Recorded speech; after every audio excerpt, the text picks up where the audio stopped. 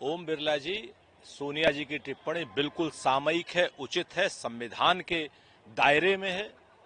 आपकी टिप्पणी अनुचित है सोनिया गांधी के ऊपर। क्या बुलडोज नहीं किया गया है संविधान को? संविधान के विरुद्ध बात नहीं की गई है संसद के अंदर, राज्यसभा के अंदर, लोकसभा के अंदर। अगर संसद में संविधान के विरुद्ध बातें होंगी, लोगों के अधिकारों के विरुद्ध बातें होंगी, धार्मिक स्वतंत्रता के हनन के विरुद्ध बातें होंगी, तो इसका मतलब संविधान को बुलडोजर किया जा रहा है।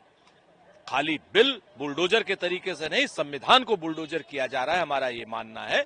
और सोनिया जी के ऊपर टिप्पणी करने से पहले आप उस बिल की प्रोसीडिंग्स देखें। आप ये देखें कि जेपीसी में सारे विपक्षी दलों का एक भी सांसद का एक भी डिसेंट नोट या एक भी सुझाव नहीं माना गया। इस संविधान विरोधी बिल को आप बहुमत के लाठी तंत्र से हाँकना चाहते हैं, लोकतंत्र नहीं है। खाली वक्फ संपत्ति को क्यों योगी जी चिन्हित करें? सारी संपत्ति, सारी अवैध संपत्तियां चिन्हित होनी चाहिए।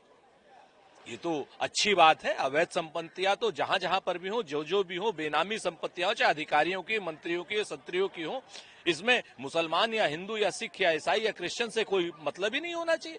अवैध सारी संपत्तियां चिन्हित होकर के उनके खिलाफ कार्रवाई होनी चाहिए। लेकिन भारतीय जनता पार्टी की सरकार दुर्भाग्यपूर्ण तरीके से सिर्फ मुसलमान और वक्फ का नाम लेकर के ऐसी बातें करना चाहती है जिससे कि सांप्रदायिक माहौल बिगड़े।